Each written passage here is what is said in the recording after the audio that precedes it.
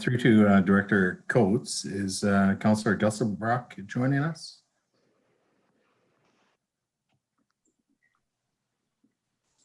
I haven't heard otherwise. I'll try giving him a call. Sure, thank you.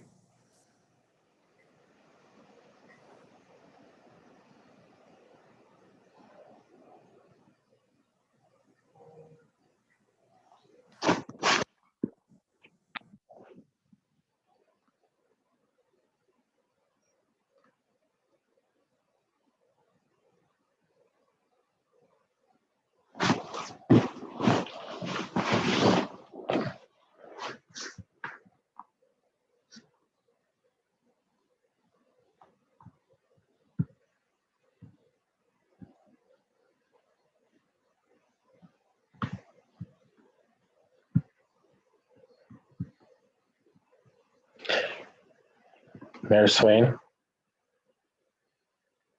can you remind me about where we are on the Good Neighbor bylaw? What page?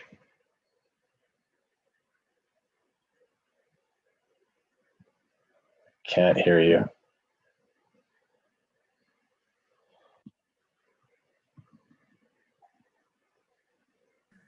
Just making sure I'm locating right page. I believe we're at page 725 under vehicle or motor vehicle noise. I can confirm with staff. I just wanted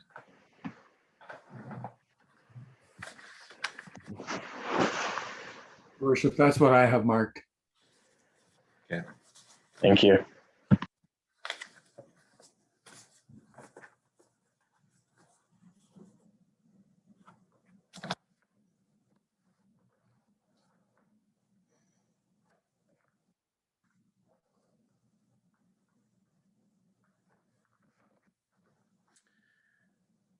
Okay, so it looks like everybody's here. So I'm going to call to order this special meeting of council.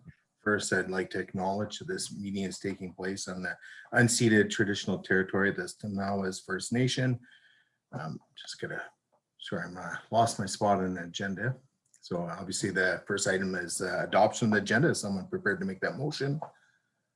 Moved by Councillor Gusselbrock, seconded by Mayor Swain. Any discussion on the adoption of the agenda? Additions, deletions? Okay, hearing none, I will call the question. All those in favor?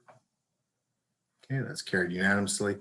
That takes us on to item 3, public input. So through to Director Coates or Deputy Director Richardson. Is there any members of the public this evening? No, there is not. Okay, thank you. So it takes us on to item 4 of our agenda. So we have the under unfinished business bylaw number 200. So there's a few bullets listed there. So we have the updated District of Lantzville Good Neighbor bylaw number 200, sorry, 2021 for review. And we have correspondence that's being received since April 19th. And then we have the also the March 29th report from the CEO with respect to the Good Neighbor bylaw and the correspondence. There is a motion on the agenda, but we can get to that later. At this point, through to council, we'll continue on with reviewing the Good Neighbor bylaw. I believe we're on page 7 of this agenda. I'm going off my old one, but as I have a paper copy of that, but I believe we're on page 7 and it's under, just gotta go to a different screen.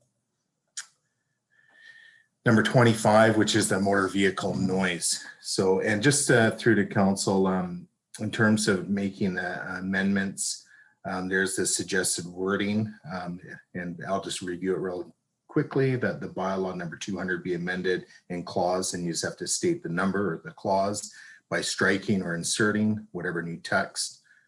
Okay, and if you want to use the chat function, that's also can be quite helpful. So through to council.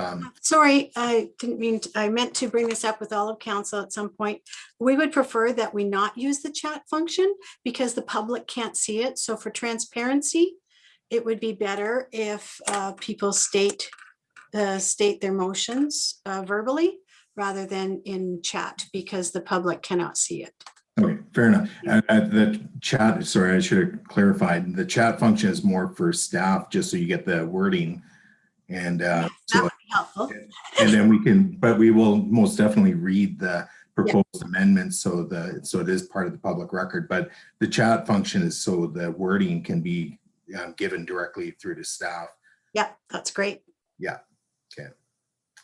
So again, I'm not sure that we have chat turned on because we had also had a member of the public use chat and we didn't understand how they got into it. So I think it was. Oh, it looks like it's actually turned off. Yeah, it's turned off. Yes. Okay, so disregard the chat function. Yes, thank you. All right, so we're on to 25, motor vehicle noise. Through to council, how would you like to proceed?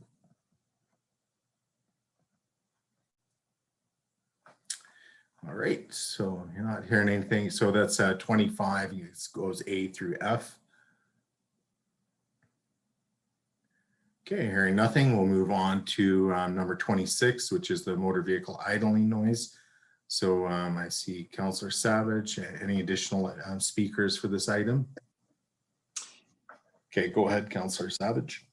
Yeah, I was just going to follow up with section 25. I won't be supporting. Oh, go ahead back to section 25 then. No, I'm just saying I won't be supporting it, so I'll leave it at that. Thank you. Okay, so now we're on to section 26. Okay. Oops, keep going for the wrong mouse. All right, seeing nothing, we'll move on to item 27, which is noise exemptions.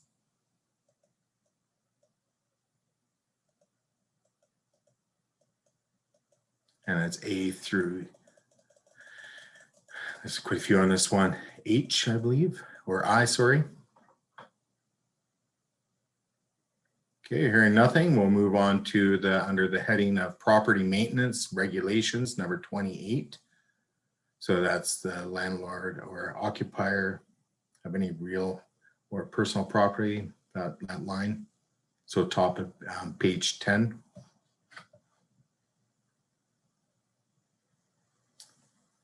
Okay, going once, twice, moving on then, we're going to 29. And that would be A through H.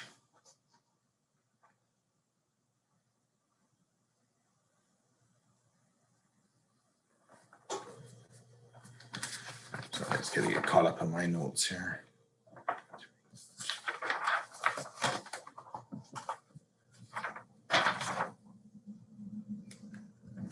Okay, hearing nothing, we'll move on then.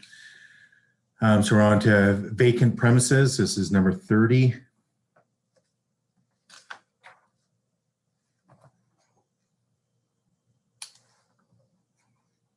Anything on this item?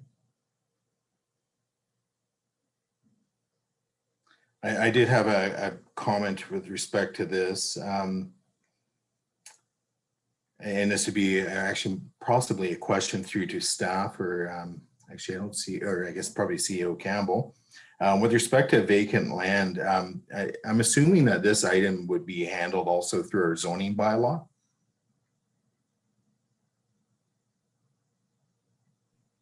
I'd have to check on the zoning bylaw, your worship. I'm just looking at my rough notes. It's under, I guess, yeah, anyways. And then the only reason I bring this up is like with vacant land is making sure that the owner just doesn't leave it unattended and unsupervised and doesn't monitor it. So this came up around the whole discussion in a zoning bylaw around not allowing homeless encampments to occur on privately owned property. And if that does happen, then it would be easily attended to, because that's something we can actually handle through either our zoning bylaw or even the good neighbor bylaw. Anyways, just bringing it up for comment, possible discussion. Anything else on 30 or vacant premises? Okay, so hearing none, we'll move on. So we're on to graffiti, which is 31, 32.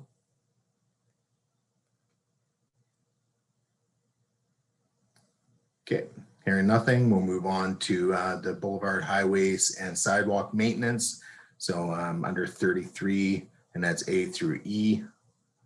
Actually, I should double check. Yeah, matches. Good. A through E.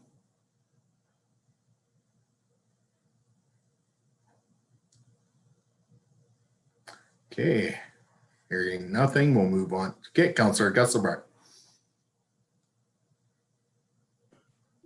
Through you to staff, boulevard, does the boulevard include a swale? Here in Win-Chelsea district, we have swales, which are ditches to move the water along.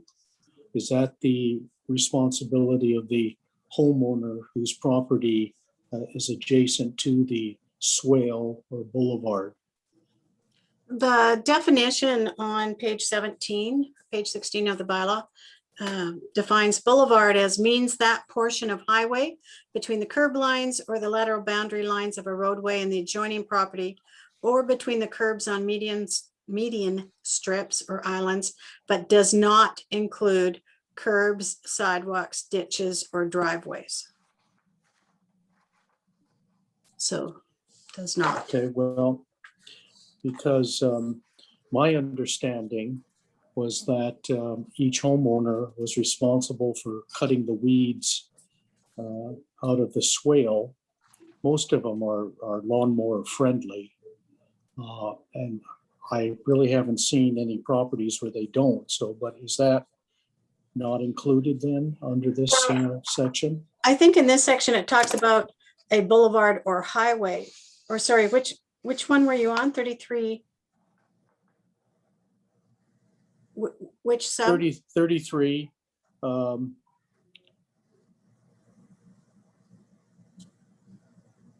So because 33 33 right at the very beginning. yes, of 33 landed. starts at the beginning saying every landowner or occupier of land adjacent to a boulevard or highway. And then so the definition of highway is different. So the definition of highway means a public road and any other public way, including the full extent of the highway dedication. So that would take it right up to the lot line, but excludes the area seaward of the present natural boundary of the sea. Okay, so that would include the swale or ditch. Yeah, the swale would be within the highway. That's correct. Thank you. Okay, any additional comments? Any proposed amendments?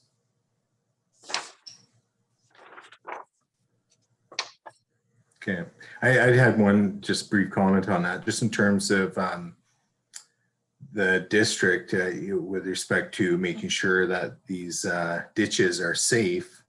Is there anything, can I guess there be any comment provided on that, just in terms of managing liability? If we have someone who doesn't feel safe to go into a ditch or swale to maintain it, how is that handled? If it's not maintained, your worship, then our staff will do that, but we'll maintain it.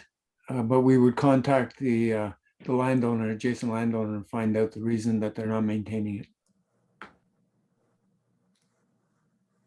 Okay. All right, so moving on then, if there's no additional comments or questions or proposed amendments. All right, so we're on to 30, Councillor Gusselberg.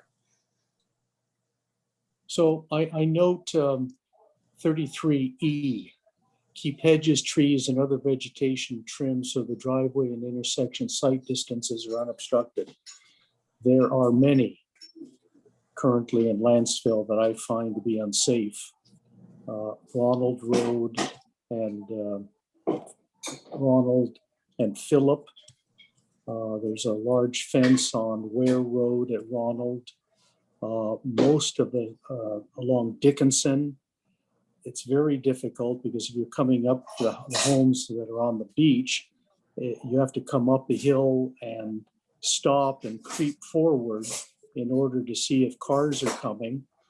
That's not helped by people who have hedges. So I just want to, through you to staff, do we have an ongoing program with our bylaw officer that when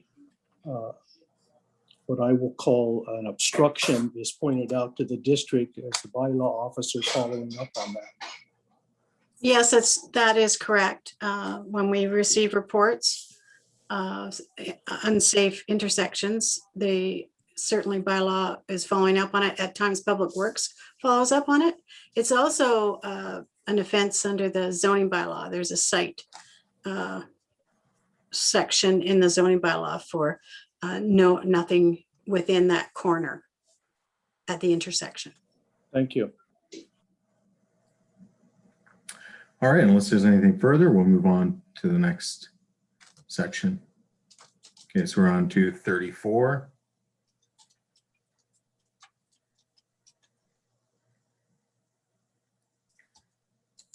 Okay, moving on to 35.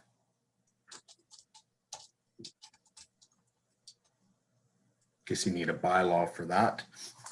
Don't litter. All right, unless there's anything on 34 or 35, we're going to move on. Okay, hearing nothing, we'll move on to property maintenance exemptions. So under 36.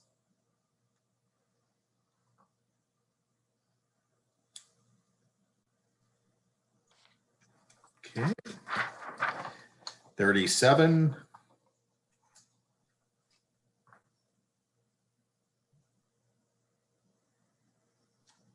Okay, and that takes us on to the next section, which is the management of public areas. So starting with 38.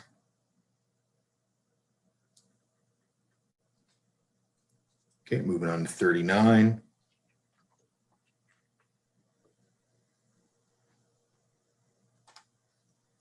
Okay, moving on to 40.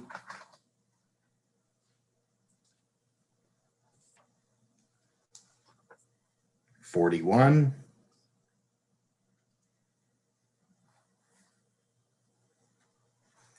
Okay, 42. Okay, Councillor Gusselbrock. We've received several letters on this, and in my view, what we're not trying to do is to prevent late night stargazers, folks who get their spiritual enjoyment from listening to the waves come in, or fishermen who might get there before dawn. I think that the 10 o'clock is unduly restrictive. Perhaps we could have a spring and fall schedule. For example, from October through May, it would be 10 a.m. to 7. However, from May through October, it would be 11 p.m. to 6 a.m., noting the daylight increases. I would also think that really what we're trying to prohibit is camping or people loitering or larger groups of people congregating on the beach late at night, possibly, causing disturbance to the property owners. So I will propose the following amendment, and I'll read it. That District of Lantzville Good Neighbor Bylaw number 200, 2021 be amended, section 42 to read, beaches and parks in the district are closed from A,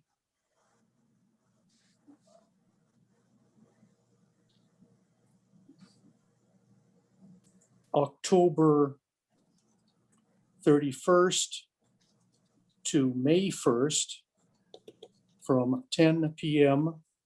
to 7 a.m. and B, from May 1st to October 31st from 11 p.m. to 6 a.m. for all camping, loitering, or congregating in groups of more than 4 persons. Could I have you repeat that, please? Yes. District of Lantzville Good Neighbor Bylaw number 200, paragraph 42, be amended as follows. Beaches and parks in the district are closed from October 31st to May 1st from 10 p.m. to 7 a.m. and from May 1st to October 31st from 11 p.m. to 6 a.m.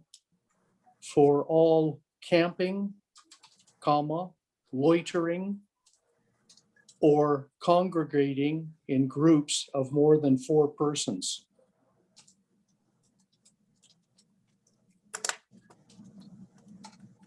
And that was seconded by Councillor Proctor. So discussion on the amendment. So through. Just before we leave the wording there, we have the exact same dates. So I'm just wondering if you could change it so that they're different dates. Always possible. What do you suggest? Well, you could go November 1st to April 30th, and then May 1st to October 31st. Sounds good. I'm happy with that. And through to Councillor Proctor as the seconder, you're okay with that? Okay. I think I've already spoken to it. I'd like to hear what the other councillors think. Okay, so through to Councillor Proctor as the seconder, and then I'll start a speakers list. I think this amendment makes sense. I think, I don't think that people should be camped out on the beach. That will eliminate that problem. Somebody wants to tiptoe down there and look at the falling stars in the middle of the night. This won't stop them from doing that. But on the other hand, I don't think you need to have a party of 12 down there looking at the falling stars with you in the middle of the night. I think it would be a noise issue for people that live near there. So I'm happy with this amendment. I think it solves the problem of people congregating on the beach in the middle of the night and having a party. Okay, and to the rest of the council for speakers. Okay, I'll speak to it briefly. Yeah, I can agree with some of it. The overnight camping, I think that's really a no-brainer. You know, that could just be on its own as a standalone point. But in terms of the rest of it, the part I struggle with is how do you enforce this? And again, looking at it from the perspective that it's, you know, it's complaint-based driven as well. So hypothetically, you could have a group down there, 8 people, bylaw shows up, they split into 2 groups of 4. I think really what it comes down to is that for myself, it's a lot of this is just managed through noise complaints. So if people are down there being rowdy, even a group of 4, ruining the peaceful enjoyment of others that reside in that area, well, then phone in a noise complaint. But yeah, I really am. I really don't want to be doing much in terms of restricting people's access to the beach, and I'm really reluctant to support anything in that fashion. I think for me, it's a standalone, an amendment or just an addition to the bylaw itself would be no overnight camping, period, full stop. And then with respect to the one we're talking about now, it's pretty simple to me. We just eliminate the words beaches and in that in number 42, and that takes care of that. So anyway, I'm not going to be supporting this amendment. Again, I can support part of it, but not all of it. I saw, I think, Councillor Savage and then Councillor Wilson.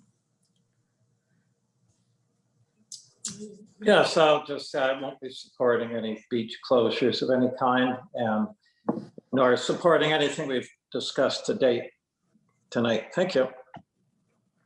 Okay, so through to Councillor Wilson. I think, Mayor Sweeney, you posed the question, like, how do we enforce this?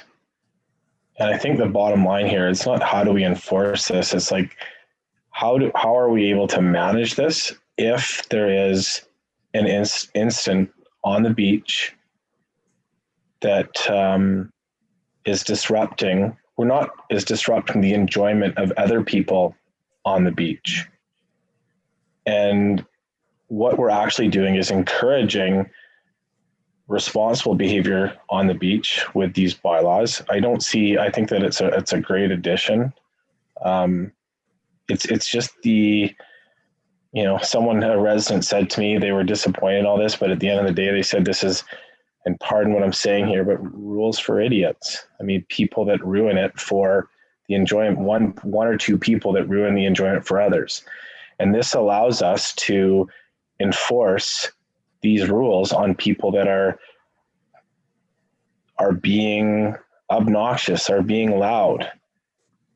Is a group of 8 people that are enjoying this quietly. Is a bylaw officer going to be running down there and saying anything? Probably not. But if there's a group down there that is being unruly, there's 5, there's 8. You said there's noise complaint. Then they're violating a couple different bylaws. I think we hired a bylaw officer. We approved that as a council in our budgeting. And all this is doing is arming our bylaw officer with tools so that they can manage things for the enjoyment of everyone in the district. That's all this is. So what we're doing here is just arming our bylaw officer to be able to help manage the enjoyment for everyone else on the beach, and to basically isolate those few that are ruining the enjoyment for others. So I will be supporting this. Is there any further debate? Councillor Proctor. Through you, Mayor, to staff, do we have noise bylaws in place now that people could phone a bylaw officer if it was noisy on the beach and have that dealt with? Yes, we do. And is it in this bylaw or it's in our existing bylaw? It's the regional district bylaw. But for clarity, when council adopts the good neighbor bylaw, the regional district bylaw will no longer be in effect. And so just to further ask, is there noise provisions in this bylaw? Yes. Okay.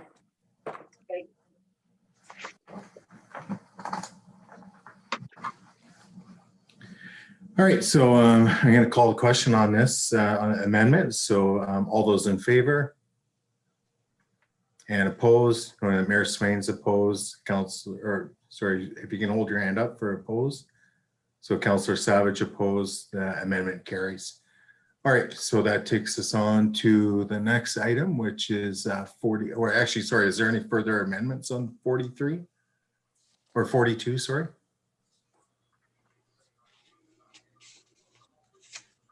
It's kind of a tricky one, but anyways, we'll move on then. Moving on to 43. Staff will need to update the wording in there to be consistent with 42. Okay. So it takes us on to 44. Any discussion? I had a comment with respect to this, and possibly may create some discussion. We'll see where it goes. In 44, it does read with respect to key sensitive areas in the district of Lantzville, and then it lists a whole bunch of areas. So really my question is where in Lantzville can temporary shelter be erected? So if a homeless person were to venture into the district of Lantzville, where can they pitch a tent for the night or a temporary shelter? And I guess I would go through to staff, because everywhere it's listed on this is, I think it kind of takes up everything. So, Well, no, there are a couple of, more than a couple parcels that are labeled as park that are not shown here. We didn't create a map to to advertise where people could go, but this is where they can't go. But there's definitely district-owned land and district land that's labeled park that is not on this list. But it's certainly up to council. This is your bylaw. If you deem that any of these are appropriate for overnight camping of homeless people, you could remove that from the list. Yes, and so for an example of, can't think of that one off of Lynn Drive. What's the name of that little parcel in there? Oh, well, anyways, so I know there's a little piece of parkland there, and there's a couple others, like I don't think Clark Park is listed in this as well. So, you know, there's 3 acres there up at Alds and Clark Drive. But, you know, I guess the reason I bring this up is just having dealt with this through the RDN and some of the discussions there. It's, you know, my understanding that if someone were to, you know, erect a temporary shelter in, say, a park, and we'll say Huddlestone, for instance, and we try to forcefully remove them, and I'm just kind of wondering, like, you know, how well is that going to stand up in court when there's no other obvious places in the district of Lantzville, like publicly owned land, where people can erect temporary shelter. As much as people don't want to have homeless tents popping up in areas, it's my understanding that the courts don't potentially frown upon it, you know, in terms of if it's, you know, if there's maybe only one, you know, if there's a couple spots available, but if there's nothing, we're not leaving anybody any options. Well, my understanding is from staff that it is not the case of there is nothing. The solicitors reviewed the bylaw and is very familiar with the case law in relation to, which is why it was important to us to bring forward the bylaw to include this wording so that it does identify the areas that we do not want people to be camping, homeless people to be camping in temporarily. So that has been our focus, that these are the areas that we do not want them camping in. If there's some other, if there's any of these areas on this list that you feel would be appropriate, you know, then motion to remove them. We did have some discussion about Sebastian Park, but there's not a lot of open area there. But certainly the other parks, our community use areas, our parking lots, the Harvey Road, our water area, you know, those are all not areas we want people camping on. So there are many other spots. I think also what the court would be looking at is there a proper shelter? And we unfortunately do not have a shelter in our community, but there is, hopefully, in our neighboring communities, there's shelters. Yeah, it's a tricky topic. I totally understand it. To me, it's just, you know, now you may have people just because they can't find anywhere to, say, erect temporary shelter because they're homeless, then you know, it increases the probability that they're probably going to go to privately owned property. But we have managed that, I believe, within the bylaw itself. But Councillor Gusselbrecht, I see your hand going up. As a representative at the RDN, maybe you could be a little more explicit about what steps the RDN has taken. I understand that the city, perhaps the RDN, are looking at people with campers as allowing them to use that as a temporary shelter. But I'd like to hear what the RDN is doing. Yeah, at this point, well, specifically speaking to this, what has happened at RDN in terms of electoral areas is they have identified which parks are, you know, prohibit temporary shelters and which ones allow it. But in terms of campers and so on, nothing's come of any of that as of recent. So yeah, I can come back with a bit more detail. I was prepared to speak to that tonight. So. And I should Yeah, have, we're- sorry. go ahead. I should have mentioned too that I think historically it's been more common for people to camp on Crown land. And this bylaw does not apply to that. Doesn't. Uh, Look, we're all aware that homelessness is a serious problem. It's a serious problem everywhere. So we're not naive. I think what Director Coates just pointed out is that there is provincial land. Providing housing is really, it's a provincial and shared with federal jurisdiction. These are senior levels of government that have that obligation. At the municipal level, we have neither the budget nor the enforcement potential to be doing this. Within the RDN, I'm aware that certain parks are open, that they're allowed to camp there from certain time in the evening, and they must be out by 9 a.m. The city of Nanaimo has a park staff that goes around to each of those parks and moves people along for the day. That would be far beyond our capabilities in Lantzville. There are provincial lands at the intersection of Ware Road and the Highland Highway. There's the encampment that we heard about earlier this year off of Alds Road. There's an underpass where I think Bloods Creek goes under the highway. I know I saw close to 100 propane tanks there one morning.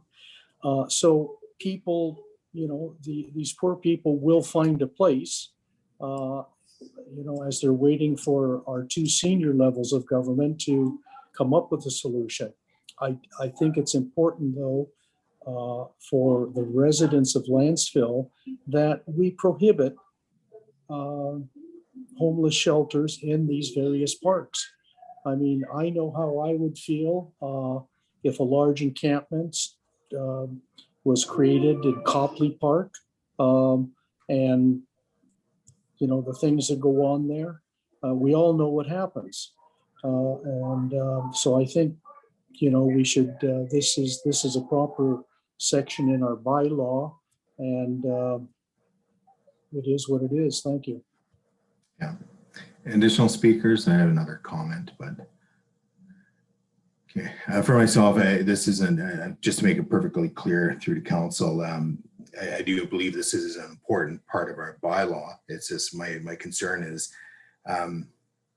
whether or not, and again, it's not to necessarily advertise it per se, but and put a big sign on our front lawn saying "Come camp here." It's just making sure that we're not coming into problems later down the road because we don't have any obvious areas where people can put up a tent. So from my understanding is it can be problematic, but staff is assuring us that it won't be, so we'll have to accept that and leave it at that. So is there any additional comments on 44? Questions? Okay, Councillor Proctor. It's my understanding that homeless people can camp on Crown land, and Crown has a policy not to move them along unless there's somewhere to move them to. So all of the homeless camps that are in Lantzville are in places that we can't control, the highway right away and the railroad right away. And I think that the homeless problem is a sad, sad thing that is over our heads to solve. And I just want to leave it at that. Yeah, and just and I don't know if all the council has been made aware of this or not. I forget how long ago. Maybe it was about 3 weeks or so ago. Maybe 4 weeks ago. There was, or maybe it wasn't even that long ago. Somebody had maybe camped in Huddlestone overnight, and they're using the washroom. And at one point, I think they had locked the washroom while they're in there doing whatever. But needless to say, this bylaw does help to move people along. And it's similar to whether you're in a city in Nanaimo or within RDN or anywhere else. You know, without the bylaw, it makes it difficult for the municipality to really do anything. But the bylaw itself has to be reasonable. And again, staff has reassured us, they've done the legal review, and from what I'm hearing this evening, it is reasonable, and that's good enough. So, sorry, somebody in my window. Moving on, unless there's additional comments. So we're on to 45. So this is further on to homelessness, homeless people. Okay.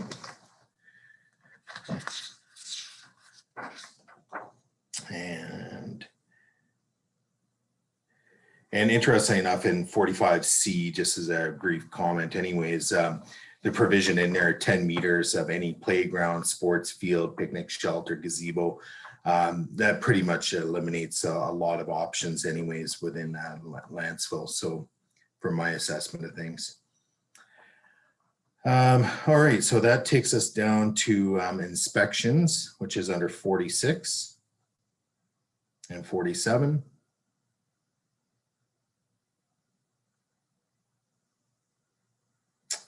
Okay, then moving on to 48, which is enforcement, penalty, and compliance orders. Okay, Councillor Wilson. Just when you said 46, are you looking at the most recent? The most recent one. It's 46 is a new insert. A person must not operate a drone in public areas, including beaches and parks. Okay, thank you for that, Councillor Wilson. No, I'm looking at the previous one. So, so 46. Yeah, thanks for that. So let's back it up then. With respect to operating drones, is there any comments, questions through the council? Okay, Councillor Wilson. Yeah, I asked about this. A resident had brought it to my attention that they were just disturbed that when the sea lions were out doing their thing, that people were flying drones over top of them. And, you know, we need to be mindful not to disrupt that type of event. Just like you wouldn't want to take your boat really close to whales. They tell you to keep your distance. So I think this is definitely a good thing to be inserted into our good neighbor bylaw. And just for clarity, this bylaw does not deal with an issue like that because it's already dealt with through federal regulation. There's already federal laws against the people disturbing wildlife with a drone. This is more to do with complaints we'd received about people flying drones and sort of causing discomfort for other people on the beach or adjacent to the beach. So kind of a question then through mayor to staff. I see that it says including beaches and parks. Yes. So therefore, the bylaw officer would have call it the teeth, if you will, to, if there was a complaint, to come down to the beach and politely ask the person flying the drone to put their drone away. Yes. Now, if the report was that somebody was harassing wildlife with it, they would be referred to the conservation officer because that's not within our mandate. And they're quite protective of the spheres of power and what we have authority to enforce on and what the provincial government and the federal government have authority to enforce upon. Okay, thank you. Hey, Councillor Gusbrock. I'm looking at the agenda that was sent out within the last day or so, and I'm at I'm looking at section 46, and I don't see anything about drones there. It's on page 13 of the agenda. Highlighted yellow, red writing. But it's not, Middle of the page. Are you in the June 14th agenda or the May 17th? Yeah, I was in Well, tell me which page is the one that has the corrections on it? Well, there's 13 of the corrections agenda. in red on several pages.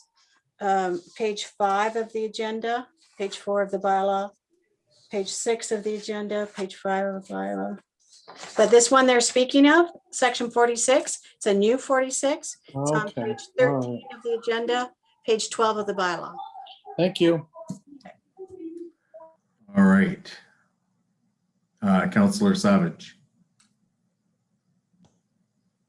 So through chair to staff, is this in the bylaw or out or being proposed, or what's the status of this drone section?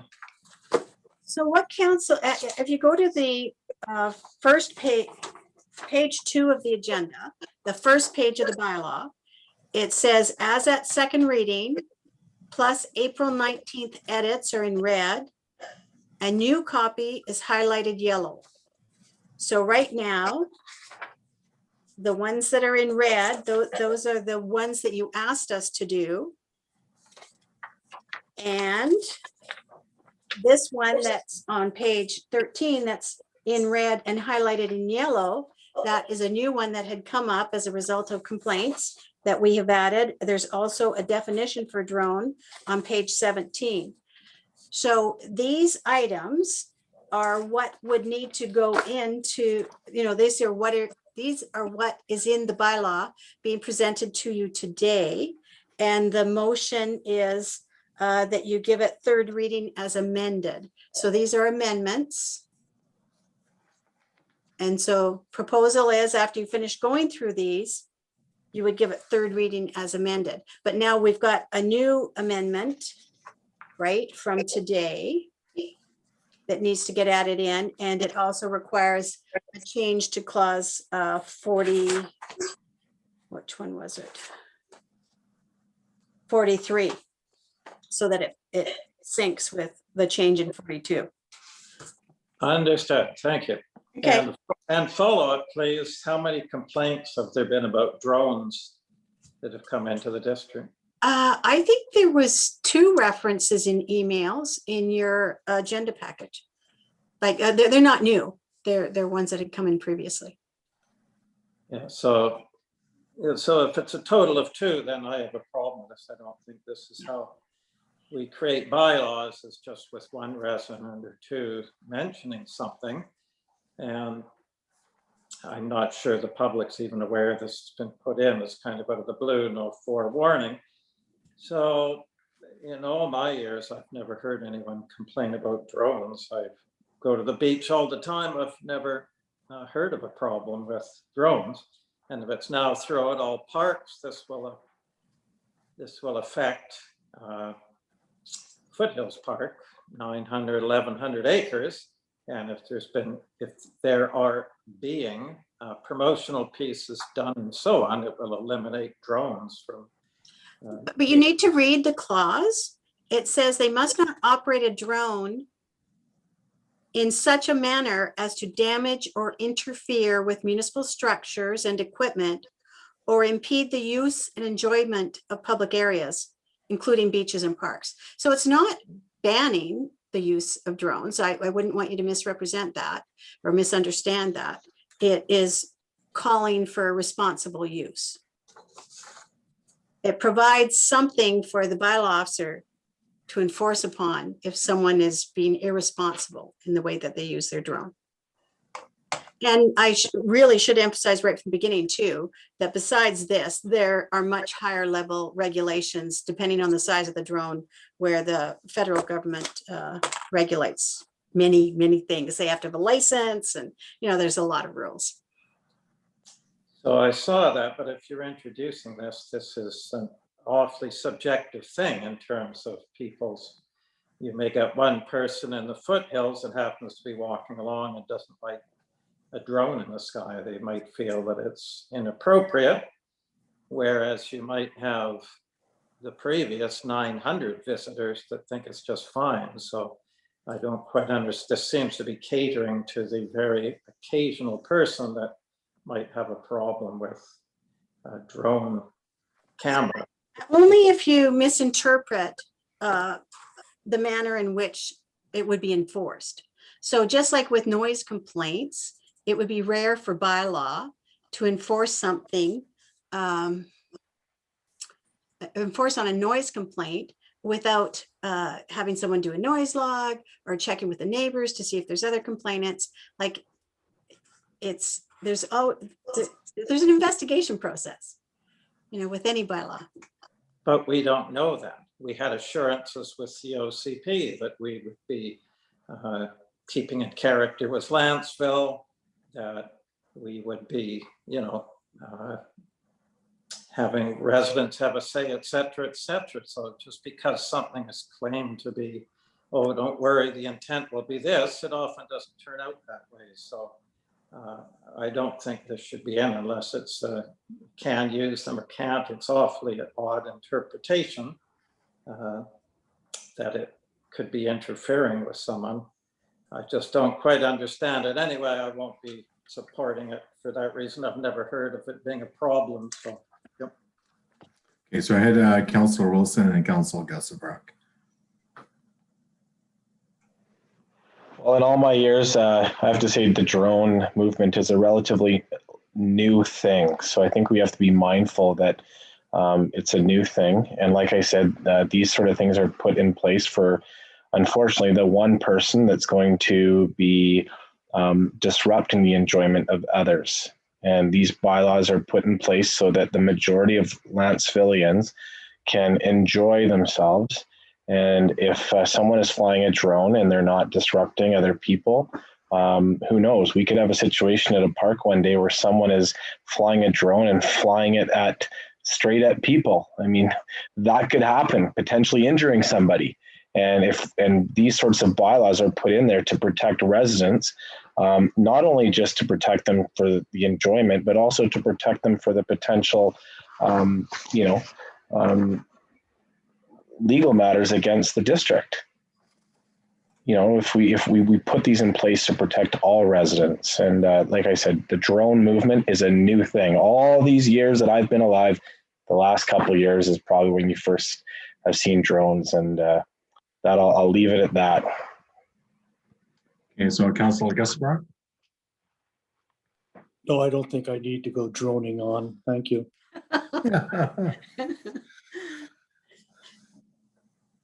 Yeah, for myself, it's, again, looking at the actual wording of it doesn't concern me terribly, but, I do understand what Councillor Savage is driving at, which is, you have two people out of a population of say 3,700 or whatever, 3,800 people, and that's what's going to drive the change.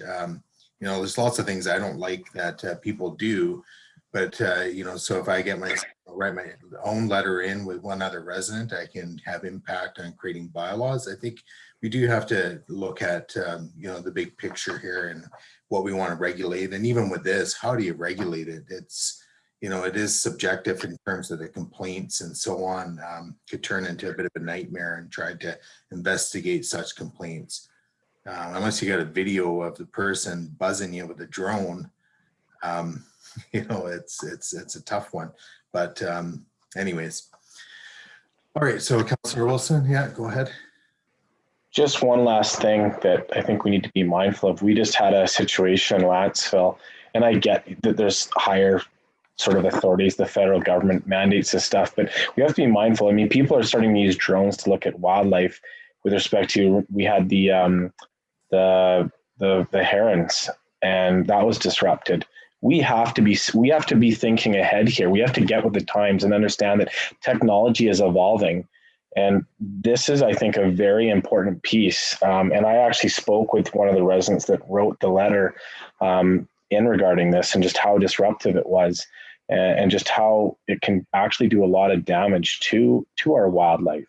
So I get it that that's a different thing, but I think that we need to be able to give our bylaw officer the teeth to do something with this in the event that it is actually doing some massive damage in our community. It's a new thing, and we have to be visionary as councillors and looking at what sort of damage this could do in the future, especially when it comes to our environment and ecological things. If I'm a resident enjoying wildlife and I see a drone, over top of it, that to me is disrupting my enjoyment. So I think this is super important, and I will be supporting this in there. Okay, so Councillor Savage, and then we're moving on. Yes, I won't drone on, but if it's okay with Council Gesselbrack, if I could fly a few more ideas. Yes, air control power. So anyway, listen, there's endless irritants. This is what bothers me about this whole bylaw. It's so arbitrary. You hear one irritant, well, what about all the other irritants, right? You can get hit in the head with a Frisbee. People frame Frisbee. So why don't we now control Frisbees? What about footballs? You can be throwing a football, you have an errant pass and it hits someone again that's lying on the beach. Why don't we control footballs? What about rock skipping? People skip rocks in the ocean. You could say, oh, that's bothering the wildlife, or it's dangerous for swimmers. Why don't we control that? Why don't we control the way people are talking to their wives if they're talking in a disrespectful way that might bother some people, or spank their kids and people don't agree with that? There may be endless list of irritants. So my problem is we're trying to control every single thing that might bother someone. There is such a thing as human interrelationships, and you try to work these things out with people right on the spot. You don't need to always have to rely on an authority to come and solve one thing or another. So with respect, I'm finding this is just an arbitrary irritant, perhaps one of many, many, many, many, many irritants. And back in the old days, maybe the irritants were all different. People running by and flicking sand on people that are lying there covered in oil, playing their transistor radios too loudly and so on. So that's the problem I have with it. So thank you. Okay, so Councillor Olson, I saw your hand go up. I'm sorry, a lot of those analogies didn't really fit for me. I think this is, if there's people and I'm throwing a football, I'm going to move away from them. A drone stands a chance to be a little bit unpredictable, errant, especially with, it could malfunction. It just, I'm going to leave it at that. Let's move on. I'm not going to win with Councillor Savage ever, so we'll just move on here. And I just wanted to reiterate that ours doesn't, unlike the RDN's bylaw, where it prohibits the use of drones, ours doesn't prohibit. Okay. So moving on, we're now into 47. I'm looking at the right agenda. So this is under inspections, or 47 and 48.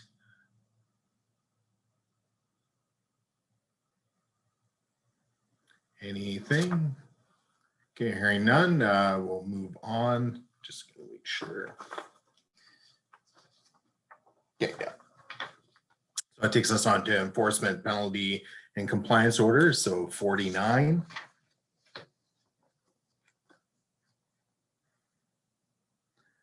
Okay, hearing none, moving on to, Councillor Savage on 49. Yes, I mentioned this last time that these fees can be extremely onerous on people, to the point where they can cause you to lose your house if it's transferred to taxes and you can't afford it. And since that time, we had the example of Blackjack Road, a property on Blackjack Road, that the last cleanup cost in the neighborhood of $25,000 by the district, charged to the owner. And this next one that we ordered, if the same thing happens, then it could be in the same neighborhood. That's $50,000. And this can cause you to lose your house eventually. So just picture someone that's stubborn, that doesn't want to be told what to do and refuses to comply. And I just find that an astronomical cost to clean up a property.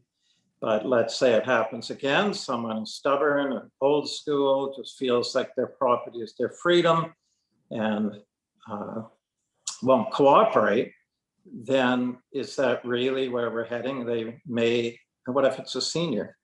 And so where we're heading is they will lose their house if they have $25,000 put on their property taxes. Then, you know, is there no room for eccentrics and old people in the old people or eccentrics in the community that may not go along with us? So I mention this because this can become a very, very onerous thing. And if you add court costs, and now I see even in here it includes if a district machine gets damaged while doing this, you're on the hook for repairing the machine. It's just, I can just see this adding up to the point of frustrating people to a degree where, you know, it's just far, far beyond the old days or a reasonable approach, whereas, you know, it's done nicely and encouraging somewhat, but this is so heavy-handed. It's, you know, clean it up, do what we say, or, you know, this could cost you your house. So I don't agree with any of this. It's never been necessary in Lantzville before, and I see absolutely no reason why it's necessary now. And I just want to underline this section on fines, just to the degree this can add up. And we have a concrete example now, right on Blackjack Road, 25,000 already happened with another potential 25,000 if they don't comply. And I've left out the other aspect to this of, I've brought up stubborn and eccentric, but how about with mental issues? Someone with mental issues that doesn't have the capacity to deal with this, then are you telling me they're going to have endless cleanups, one after another? And So are we on section 49? I facing believe fines? so, yes. Yeah, excuse me, We're on please. 55. As a point of order, please. So we're on 49. Okay. Yeah, it's a point of order, please. What's your point of order, Councillor Savage? I've hardly spoken at all tonight. I feel when a councillor is speaking, can they please finish without being interrupted? I'm sorry, I didn't mean to interrupt you. I thought you had paused. I was just, for staff, it's difficult for us to respond if we're reading one section but the response needs to go to another section. So I just wanted to clarify which section you're speaking to. Thank you. I just am speaking about fines in general. So whatever section that is, I'm speaking about the blackjack Section situation. 50? And now I've moved on to the third category of person, which is to say someone with mental issues. And this can be caused by drug addiction and other things. I feel that's an onerous price to pay. If this happens, you lose your house, so we're not cleaning up your yard. With drug addiction, mental issues, and so on. We've just talked about the homeless and all the incredible flexibility you get for them. And yet here we are with these just astonishing fines that can't add up. So I just thought I'd mention that, which is part and parcel of the reason that I'm opposing so much in this bylaw. Thank you. So I believe Councillor Gusselbrock, and is there anybody else wishing to speak at this time? Okay, so go ahead, Councillor Gusselbrock. Thank you. I have to agree with Councillor Savage that we do have seniors. Fortunately, most of us seniors are still mens sana, clear mind. So that's not a problem. We have definitely have some eccentric characters in Lantzville. And we certainly have some very stubborn characters. And unfortunately, stubbornness is not a defense to the law. Stubbornness can be caused by different reasons, but let's just take stubbornness as an effect of character. Once again, it's not a defense. And there's several examples in Lantzville where people have been very stubborn, have refused to obey our bylaws, and have paid dearly for that. And eventually they get the message though, because eventually a court order must be obeyed, or you go to jail. Now, let's talk about mental illness. Yes, that is a problem. However, in that case, there's various remedies. A family member may have a power of attorney for the person, the homeowner, in which case the child exercising the power of attorney can avoid having us to go to court to get an order. There's committeeships where the court will appoint normally a family member to oversee the affairs of a person that's suffering from a mental illness. And once again, that's a remedy. Finally, the public guardian and trustee could have jurisdiction as well and would step in to deal with the matter. So all of those situations can be dealt with. Stubbornness, though, is a problem, and some people have to learn. This particular wording, I know we had a similar wording in the current bylaw. This wording, as Director Coates pointed out the last time we talked about this section, which is section 50, although we were on section 49, this tracks the wording that's in the Offense Act. And so the creators of this bylaw, and I'm sure the lawyer who looked at it, had to incorporate this wording with a minimum and a maximum fine, which tracks the Provincial Offense Act. So I think we're on all fours with section 50. And with respect to section 49, once again, this is the enforcement section. You have to give the bylaw officer the jurisdiction and the tools to deal with a person who's offending this bylaw. Thank you. Okay, I was just going to speak somewhat briefly to this. The whole intent with any of our bylaws is to provide some framework for some kind of enforcement. With respect to this good neighbor bylaw, it's complaint driven. So if a neighbor is upset with another neighbor and how it's impacting their peaceful enjoyment or property, what have you, there's a way of dealing with it. Now, we've heard before from staff, the ticket book just doesn't get whipped out right away and fines start getting thrown around and so on. And from what my understanding has always been is that the district will work with the property owner to bring them into compliance without a fine, if possible. And it's that simple. So I don't believe I don't know how many fines have been written to date by our bylaw enforcement officer. My understanding is I don't think very many at all, but the whole intent is to educate people and to try and bring them into compliance without having to go any further than that. Not everybody's receptive to that, and if that results in an escalation, then so be it. But I believe on the previous council, it was, I think previous, yeah, it was, with a property in question,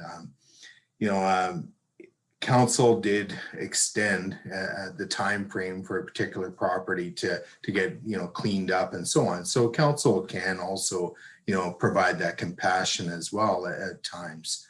So again, this isn't about running out with the ticket book and writing as many tickets to fund the district of Lantzville so property taxes can be low and so on. This is just a method in which basically, if my property is being affected, my interest can be taken care of. So anyways, that's all I'm going to say to it. I don't think it's hugely unfair, and I hope people that are struggling out there with their mental capacity in whatever regard, have the family around to help them out in those times. So, and if they don't, then hopefully there's kind enough neighbors that they'll step in and help out too. But anyways, like I said, this isn't about the district getting rich by writing tickets. No, and for staff, we clarified at a previous meeting, and I had somebody wrote in after that and said, thank you for that explanation, that in section 50, when it talks about the fines of 1,000 to 50,000, that's under the Offense Act. So that is a fine that's set by a judge. and it would be surprising if it was set very high when somebody actually gets in front of the judge. And then in clause B, a fine of up to $1,000 for an MTI ticket. So that's generally what the limit is. And then the amendment to the MTI bylaw would still need to come forward, and council would be looking at that amendment bylaw and, you know, for specific incidences. But we have to wait till this bylaw is far enough along in its readings before we draft that MTI bylaw and bring it forward, because it'll have specific offenses listed, and whether it's $100 fine or if it's something serious like obstruction, it's $1,000 fine. So there'll be a range of tickets. And then in clause C, the bylaw Notice Enforcement Act bylaw, that's a new bylaw that will be coming forward again after this bylaw is adopted. And it is actually lower fines than the MTI bylaw. And then not to confuse the public totally, but there was a lot of discussion about $25,000. That is in relation to someone who has been given, you know, when a property owner is given a certain amount of time to clean up a property. And then like you mentioned, perhaps that's even extended. And then if they still, at the end of the day, do not clean up the property, well, then the district has to enter to do the cleanup. We have contractors that do the cleanup. It's documented. And that invoice is sent on to the property owner. And if it goes unpaid, it gets added to the taxes. And while that's an unfortunate situation, it's also very, it happens in every municipality, and it's not something new. I mean, I've worked in municipalities 20, 30 years ago where this would happen. And it's just there. Sometimes there's someone that has a different standard than other people and will not comply with the orders that are written, even though they're given months to comply. So again, like already mentioned, we always hope that there'll be an amicable solution, but if there isn't, we have to think about the neighbors and what their expectation is. And, you know, they're looking forward to the cleanup. So is there anything additional on 49? We've kind of gone into 50 as well. Councillor Savage. Yes, as a courtesy to Director Coates, I was referring to the whole section right up to number 55. You had to bring it up at some point, so I just chose to bring up the whole idea of fees and compliance and the costs it can entail. So really, I was addressing everything from what we're currently dealing with, that section, plus right up to 55. Thank you. And through the council, I think the discussion has kind of gone there anyways, looking at the entire section. But so with that being said, going through all the way to 56, is there anything council wishes to change, amend, further discuss, ask questions? So I see Councillor Proctor and saying nope, so that's fine. Through the rest of the council. All right, so we're going to move on then. So we're going to go to excessive noise, or sorry, excessive nuisance service calls under 57. And this is 57, 58, 59, and 60. This is the last section. So Councillor Savage. Yes, this is the situation with this one, is that you've got sometimes people that are just inveterate. I don't know how to phrase it, but they're people who will be prone to perhaps phoning regularly and often. And if you're the subject of those calls, then you may be doing nothing that tons of other people are doing in Lantzville, yet you're getting targeted with a, you know, it refers to a nuisance service call. Well, it could also be deemed nuisance service callers. So here the subject of the calls can be charged fines, etc., for just because they've been called upon or they've been reported innumerable times. Whereas it can be the case, you're just the victim of a nuisance caller. And especially if you're doing something that many other people are doing in Lantzville. It might be a neighbor up the road that takes exception to you for another reason. And so it's just calling endlessly. I've seen this actually happen, wasting the time of bylaw officers and so on. So I don't think it's fair. The subject of these calls should be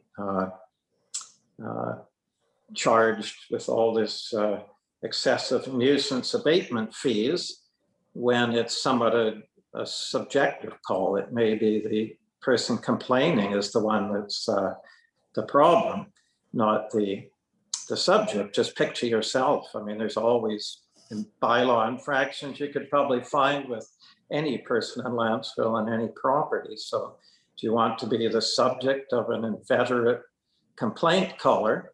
And on top of that, the bothersome nature of it, on top of that, being subjective to an excessive nuisance abatement fee. So I certainly won't agree with this part of the bylaw.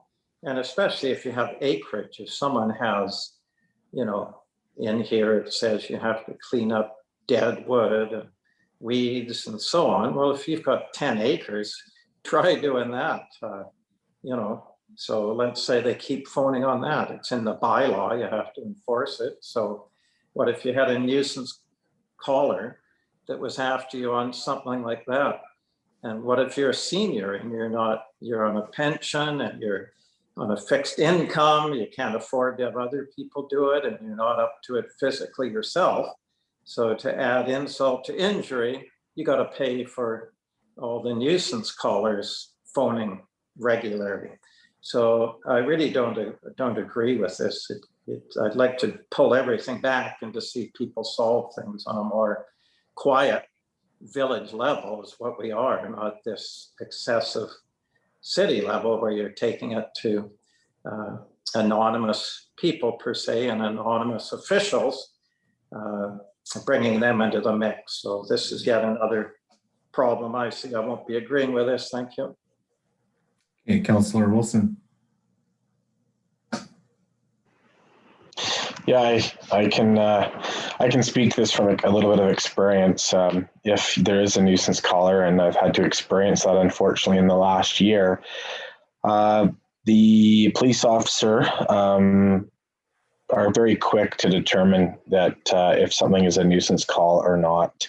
And I would just like to, or the bylaw officer for that matter, but I'd like to ask through mayor to staff if they've had experience in working in other municipalities with the bylaw officer and the situation or the scenario that Councillor Savage has created. What happens when you have that nuisance caller that's coming in reporting frivolous things that and you can tell that they're somewhat vengeful in nature with respect to their neighbor? Can you maybe speak from experience, and how does the district handle that? Thank you. Well, I would defer to Director Young on this. I have not personally seen a lot of repeat complaints coming in, but I have experienced that in other municipalities. One where I had bylaw enforcement under my portfolio and animal control, and the bylaw officer was very good at ascertaining if in a sense we were being used for a neighbor dispute, and would determine what the bylaw offense was and if there was a bylaw offense. So I think the fact that they get called to the property doesn't mean that it's automatically starting the clock of counting. It's if they do have a nuisance situation and they're not resolving it, like they've been, the bylaws attended and said, this is a problem, and they are not fixing it, whatever the problem was, whether it's cleaning up or whatever the nuisance was. And then they get a call from another person and they come back again. That's what would kick in the excessive nuisance service call. Yeah, I just don't see it evolving. Okay, Counselor, or any follow-ups, Counselor Wilson? And before I move on to Counselor Gusselbrock? Okay, Counselor Gusselbrock. Yeah, this is, this particular section or sections, it's a two-headed coin. You get Hatfields and McCoys in any community. And if Hatfield is always calling in about McCoy and a bylaw officer attends, or the RCMP, and determines that McCoy really hasn't done anything, but Hatfield is the one creating the nuisance, well, it applies to Hatfield. Not necessarily the object of the call, it can be the caller itself. So I think it's the way it's worded is great, that it's who's creating the nuisance. Calling repeatedly can be a nuisance.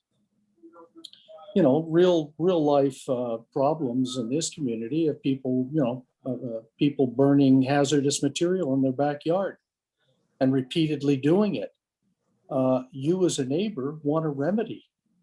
And I think a bylaw officer or the fire department or the RCMP can determine very quickly whether your fire conforms or whether, it doesn't, and deal with it.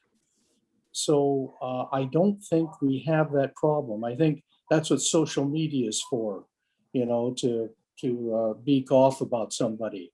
But in terms of, actually calling a bylaw officer or the RCMP, I don't see that as being something that's going to take up all of staff's time in this community. Thanks. And sorry, once you mentioned fires, then that brought my memory back that, yes, we have had a property where they repeatedly burned items that are not permitted to be burned.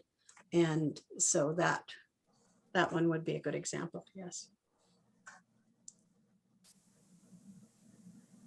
Any additional comments on, and this is, I've just opened it up between 57 all the way to 60. It's all under the same heading. Okay, Councillor Savage.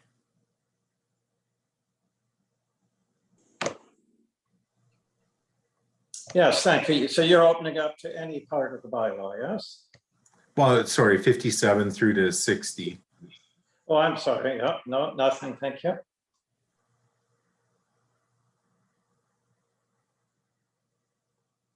Any additional comments, questions, any proposed amendments? Okay, Councillor Savage. Yes, I just overall, so we're talking generally about the bylaw now, yes? Other sections we want? Well, if council is, so I just didn't get the full nod on this one, so I'll just basically ask for last time, and then I will open it up to any. I'm just wondering if we could look at 61. What did you want the effective date to be? Well, through to council. We changed it to August 1st without council's direction because it previously was June, I think. Thinking the bylaw was going to move along faster, but we wanted to give a bit of lead time. So are you still good with August 1st or do you want something else? Okay, so Councillor Savage. Yes, would December 1st, 2022 be a possibility perchance? Okay, any additional comments, Councillor Wilson? I would just like to revisit public areas, number 13. Okay, now we're dealing with 61. Oh, sorry. Just to see what council would like to do in terms of basically looking at when this bylaw would come into effect. May I say something? Yeah, go ahead. Well, we have a bylaw officer. We've hired the bylaw officer, so I think that August 1st is a fair date. We want to. The whole idea behind hiring a bylaw officer is to This to me gives them tools, gives our staff tools. I mean, a lot of these were already in place already anyways. They've just simply been consolidated, which is nice. But yeah, we're spending money on a bylaw officer. So I think that August 1st is a reasonable date. Okay, Councillor Gesselbrat. Yeah, I make the motion that the District of Lantzville Good Neighbor Bylaw number 200, 2021, section 61 be amended to come into effect on August 1st, 2021. Okay, do we have a seconder to that? So essentially it's just amending. Sorry, yeah, it's already in here, like we put it in red. So as long as you do third reading as amended, it'll be in there. Okay, so Thank you. really, so this is, it's really just for discussion at this time. I just wanted to confirm if you're okay with it. Okay, for myself, I'm kind of a little mixed minds of this one. You know, it's been kind of an interesting exercise going through this good neighbor bylaw with having, you know, sure, we have public participation coming through in the form of letters and so on. But I really struggle with this in terms of, you know, moving it forward in the immediate near future.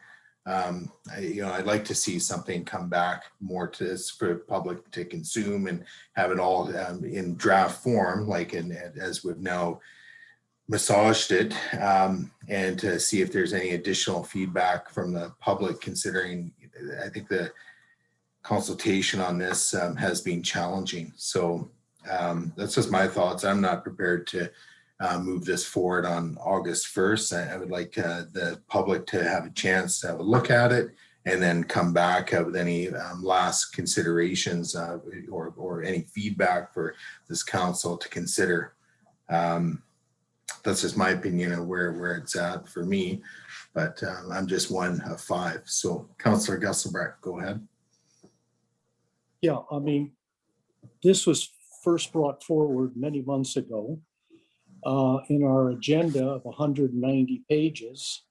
I would say there's been fulsome response by those who are interested of the public and some quite long letters. I think there's been a lot of response, and like any bylaw, council has spent quite a bit of time, numerous meetings, going over each section line by line. And we're here today looking to do third reading. So I feel comfortable that the public has been given time. This hasn't been a snap decision by any sense. I forget when this first came forward, but am I wrong in saying that it was, you know, at least 4 or 5 months ago through the staff?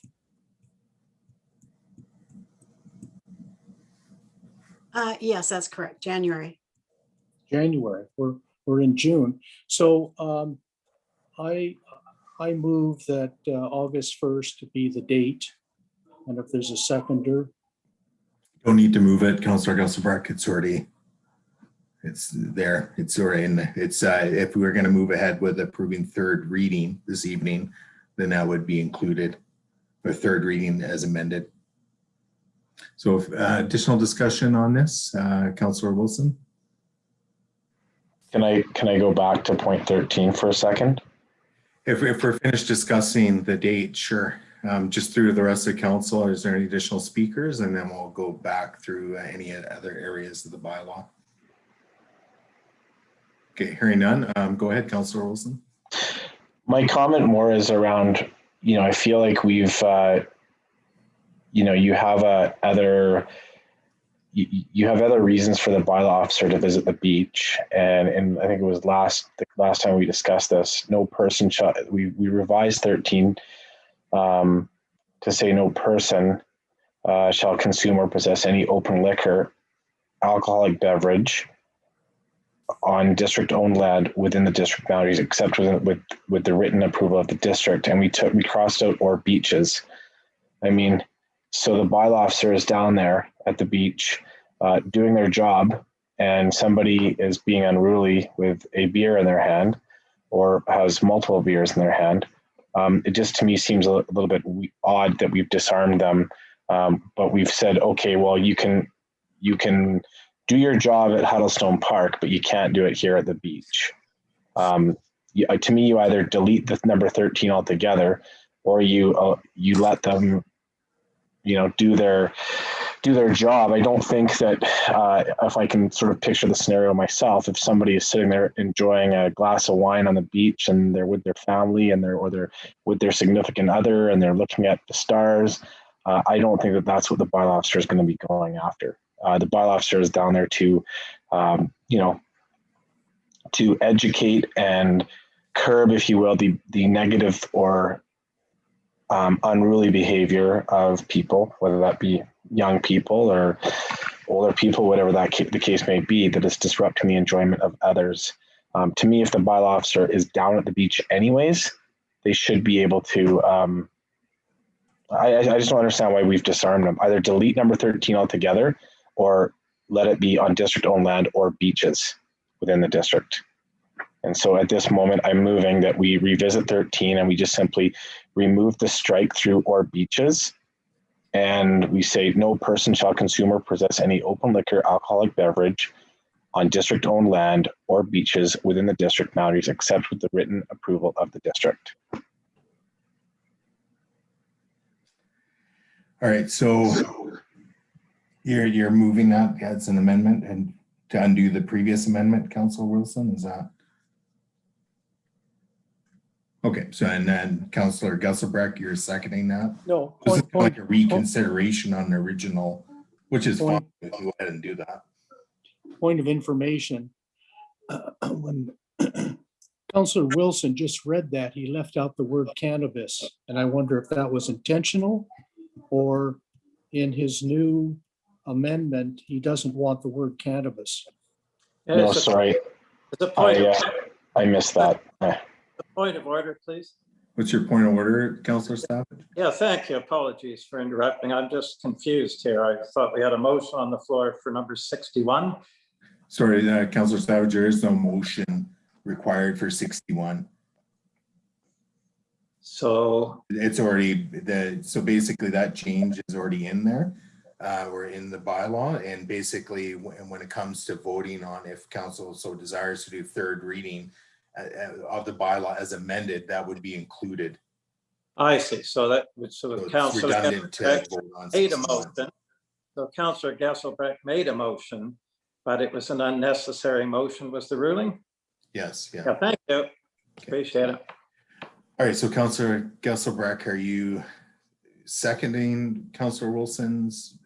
Essentially what we're dealing with here is it's basically like a reconsideration on part of that initial original amendment. And I just wanted to clarify, I thought the motion was to add after the words district-owned land, add or beaches.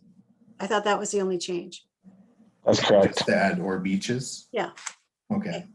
All right, so Councillor Gesselbrecht, are you seconding that amendment? As loath as I am to second a motion for discussion purposes, I will do it on this occasion. Okay, is there any further discussion, Councillor, or through to you, Councillor Wilson? It's your amendment. Yeah. I just, like I said, I don't understand why you would cross that out, or either delete it altogether, the whole 13, or have it in there. I think it should be in there. Like I said, we've hired a bylaw officer, and they should be able to do their job so that other people on the beach can enjoy the beach. And through to you, Councillor Gesselbrecht, as a seconder. Yeah. Have there been problems? Alcohol, cannabis. I mean, personally, you're sitting there smoking a doobie next to me and I don't like the smoke in my face. I'll say something to you or walk away. I personally have not seen problems with alcohol, but I don't go to the beach, in the later evening hours. I think we shut down a lot of the problems by shutting down beach fires. I think that was the main problem. I don't know if it's a problem. From a logical point of view, I probably have to agree with Councillor Wilson. The beaches, the littoral is a more of an extended area than a particular park, with maybe the exception of Copley Park behind my house, which is a very large area. I personally have not encountered a problem in Copley Park, whether alcohol or cannabis. And as I said, I haven't seen the problem on the beaches. But if I were in Huddlestone, where there's a lot of kids and there's open consumption of liquor, especially because it's close to the school, or somebody is using cannabis, I'd probably have a problem with that. But the beach, I'm not sure. Sorry, I can't be more definitive on this. Okay, through to the rest of the council, and then I guess we can go back to Councillor Wilson. Councillor Savage. Yes, I think Councillor Wilson hit it right when he suggested to just delete section 13. We've already brought up tonight the fact that it's federal jurisdiction bothering wildlife with drones and so on, so we didn't touch that. Well, this is provincial legislation, the liquor laws and so on. And the RCMP are the best people to enforce this. They can literally take what you have in your hand out of your hand, and to see if it's alcohol. A bylaw officer has no such authority to do that. So I think it's best left in the hands with the RCMP, ditto cannabis, and leave it at that. Where again, we're picking and choosing. Why not have all provincial laws from indecent exposure, etc. in all our parks? There's endless nuisances and irritants and transgressions of provincial law that we could touch, but we've chosen not to for the most part. So I don't know why we've got this one in. So I think that's the best thing, is just to remove 13. That would, I think, be a good thing, and not put the bylaw officer in that position where she has to be dealing with liquor laws, cannabis laws, and so on. So that would be my preference, just to remove 13. Thank you. I'll just speak briefly, and then we'll go back to, and if Councillor Proctor has anything, and then we'll go second round. But the reason why I think the original amendment occurred was to leave parks in. So we do regulate what's going on in parks, especially around open alcohol around in a park-like setting, and as Councillor Gusselbrecht's already indicated, near school and so forth. With the beach, it's a little bit of a trickier one to navigate, because we don't technically own that land, whereas the parks, we own that land, or it's public property owned by the district. So I just like with 13, I'm not really in favor of deleting the whole thing, because then it takes out the regulation of cannabis use and alcohol use in our parks. So is it going to be a problem in the future? I don't know. Is it a problem now? I don't think it is. Just like, the beaches, it's not a problem. At least I'm not aware of it. When the beach fires were going on, then we did have more parties going down to the beach. But, every time I've gone down to the beach in the early evening, I see people down there with their propane fire rings, and they do have their alcoholic beverages out, and I don't see any disturbances going on down there. But we do have to remind ourselves, this is complaint driven. So if I'm down there and I don't like people drinking alcohol, I can phone up the bylaw officer and say, look, there's a group of people, they're acting responsibly. However, they have open alcohol. Come down here and shut it down. That's what the bylaw is for. It's for regulating what you don't want. And if that's what we don't want, is any alcohol down there, because again, if I'm not happy with that, maybe I'm a reformed whatever person that doesn't want to be around alcohol, or maybe I'm an alcoholic and I'm going through recovery and I just don't want to see it on the beach. I get really upset. Well, if this bylaw is in place, then by all rights, then that person should have their alcohol removed if a bylaw officer show up, even if they're sitting there strumming their guitar, playing Kumbaya, and peacefully, this still is open alcohol, should be removed. That is the rule, right? So anyways, I won't be supporting the amendment. I'm happy with how it is as it stands. I felt like we had a good discussion previously on this item, but again, I just, I can't support deleting the whole thing either. So anyways, we'll see where it goes. Councillor Wilson, go ahead. Well, Mayor Swain, you convinced me, but I will just say this, that we have to remember, this is something that is not allowed in the first place. With respect to, someone could also call the RCMP. And my only reasoning for having it be something that a bylaw officer can say something with respect to is that it's just an additional help if the bylaw officer is down there performing their job and they happen to notice that there are people being a disturbance on the beach, well, then they can also say something. But right now, if that bylaw officer is performing their job, and is being a little obnoxious with a beer in their hand, they can hold it up right in front of the bylaw officer's face, and their bylaw officer cannot say or do anything about it. Maybe they can call the police. So we'll leave it as is, and we'll put it in the hands of the RCMP, as it has been for years. So that's all. Through the rest of the council, is there any further discussion on this before we vote on the amendment? Okay, hearing none, I will call the question then. So all those in favor and opposed?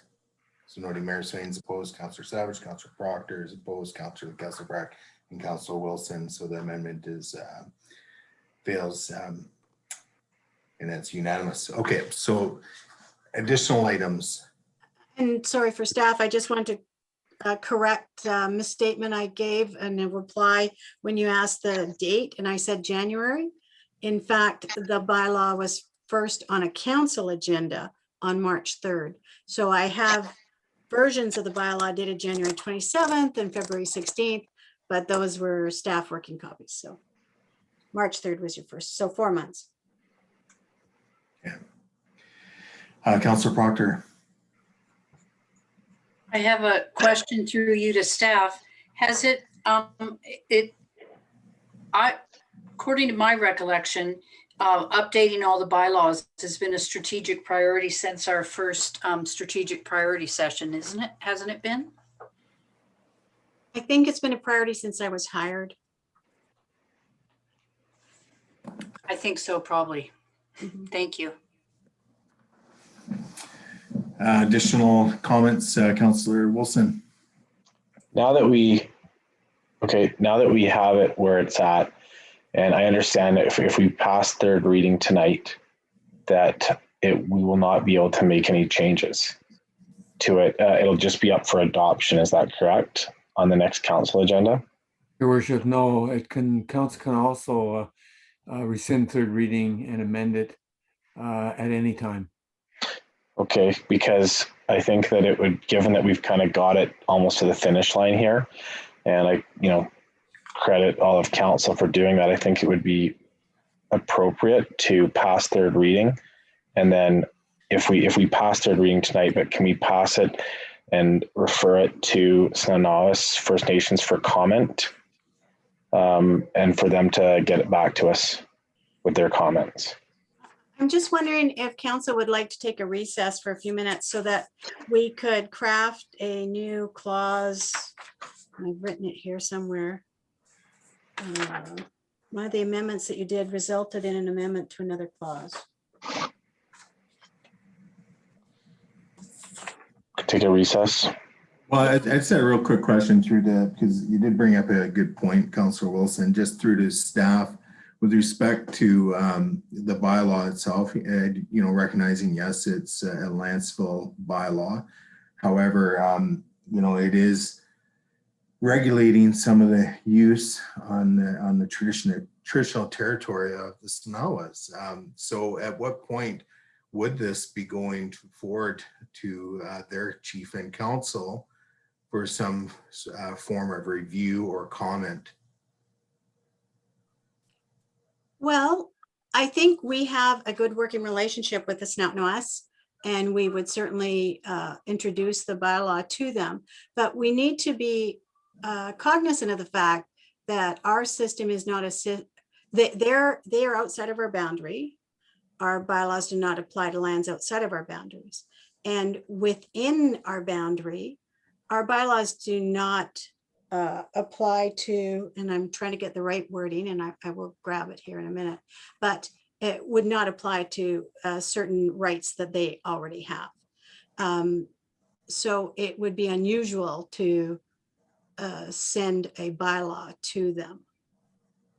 Okay, well, I appreciate that. And for myself, like any bylaw or anything we have come forward to us, you know, as much detail or explicit detail we can have in the bylaw, I find generally helpful. So I'm guessing, and I don't think I recall ever seeing any such statements within our good neighbor bylaw, but is it possible to have some statement? Well, I appreciate you saying that, because we talked about this at the last discussion, and we have to respect the fact that they are a nation. It would be like us saying something to the federal government or to the United States, you know, that our bylaws don't apply to them.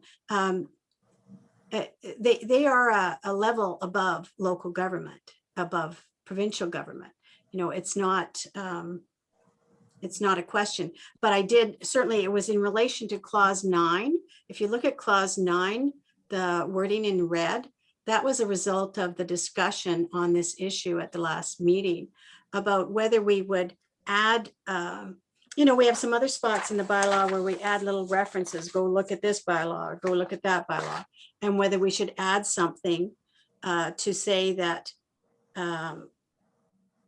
it didn't, whether it applied on Crown land. So that was one question, adding that to 9. And then there was the question of Aboriginal rights. So we did add a bylaw saying that with the exception of persons exercising an Aboriginal right. But I mean, exercising an Aboriginal right, that is true about any of our bylaws. If it's an Aboriginal right, you know, under the Constitution, and you have to go pull that section, you know, whether it's a ceremonial fire or, you know, whatever it is, when it's a true Aboriginal right, our bylaws do not apply. And because there had been discussion and we specifically talked about that, we did add that in 9C. But the other one that had come up under 9 in that was in relation to hunting on Crown land, and it was in reference to the woodlot.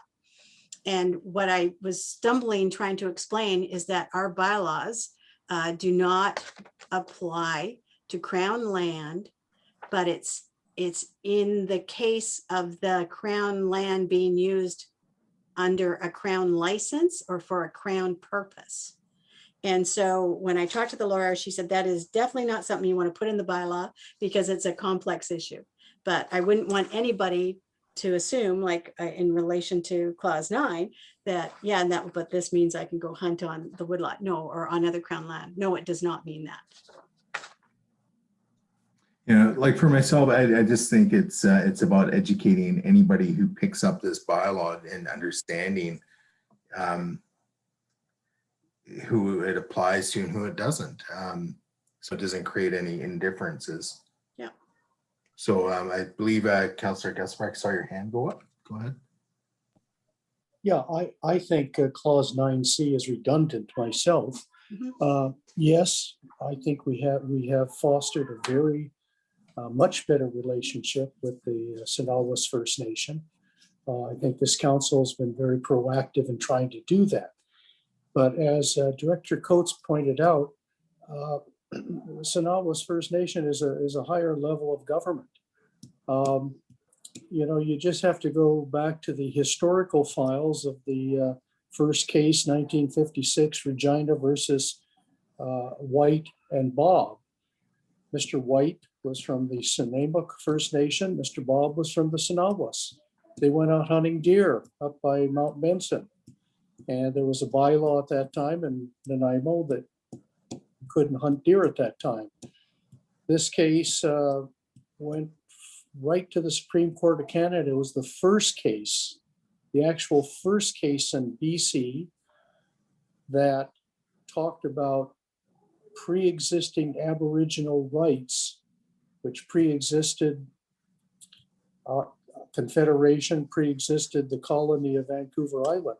Those rights have, over the last 60 years, have been cemented, have been subject of much judicial comment. And the fact is, First Nations have Aboriginal right, which is evolving. It's a bundle of rights. We still don't know what they all are. First Nations are exercising them. They're finding out they have more and more. So for us to even say, to talk about these, our municipal laws don't affect Aboriginal right, it's a throwaway. They know it, and I think we know it. Our courts know it. So I personally wouldn't put it in. I won't make a motion to take it out. But I just wanted to emphasize, yes, we have a good relationship, but certain things legally you don't have to put in. They're understood. Okay. Councillor Savage, and then we'll entertain that idea after recess. Yes, the MOU will be signing this Friday. The spirit of it is that we confer and cooperate with them.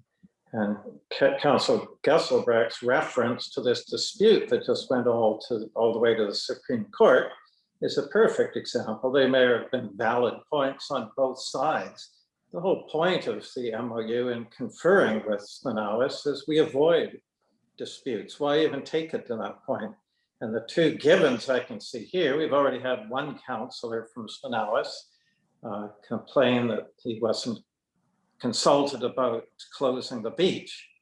So why look for irritants when you don't have to? Just confer with them and see what else there might be in it. I know this issue when it came up with the trail on the Timberlands property, and they brought up, they wish they'd been conferred on that. That's within the boundaries of Lantzville. However, apparently they have some agreement with some rights they've been given on that land. And if hunting is one of them, I don't know that. I don't know a lot of what arrangements they have with various lands. So what does it possibly hurt to confer with them? That's what neighbors do. So I would highly recommend that before we pass this, we find out if there are irritants in it. We also have cooperation with them on archaeological issues. So it doesn't have to come down to jurisdiction. Let's bring it down to the level of being good neighbors. That's how you do it, I think. So I think they should have input before this goes to third reading, and that's showing respect. And if they have no problems with anything, or if they do have issues, then we can solve them. We've been without this for,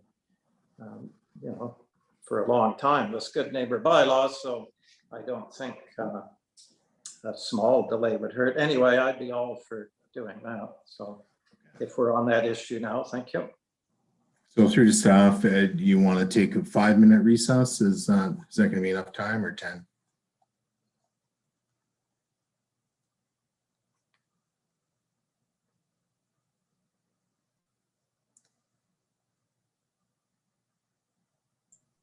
Sorry, did I have my mute on? Yes, you did. Sorry. Yes, 5. 5. 5 minutes. All right. So basically it takes us to, looks like what, 8 o'clock. All right. So we'll take a 5-minute recess.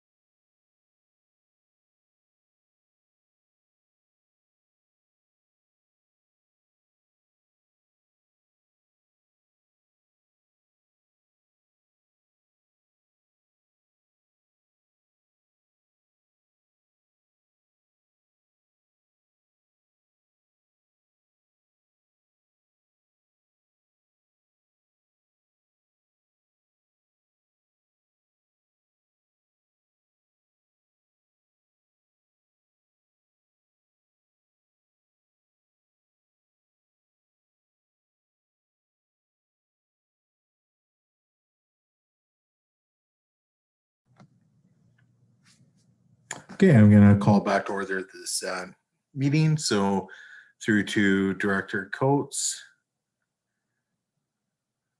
with respect to the amendments or amendment.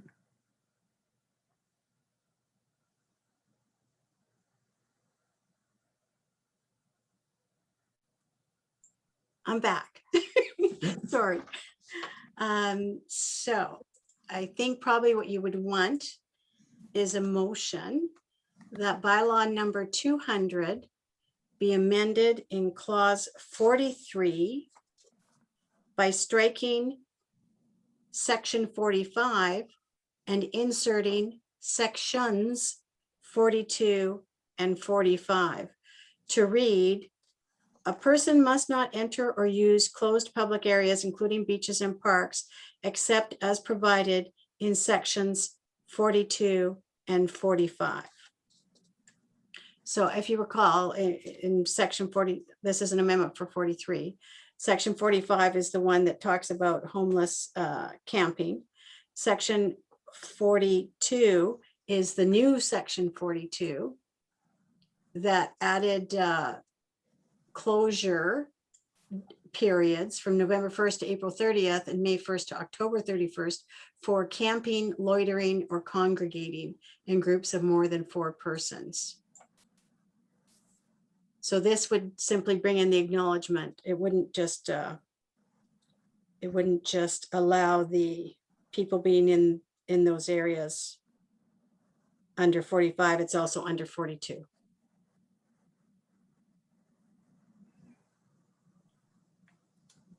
All right, so you need a mover to that? Is that what Yes, you're? mover and a seconder. Okay, so I need a mover and a seconder. So moved by Councillor Proctor, seconded by Councillor Gesselbrock. This seems to just be a housekeeping issue. I don't know if there's any discussion required, but through to council. Okay, hearing none, I'll call a question on that. All those in favor? Opposed?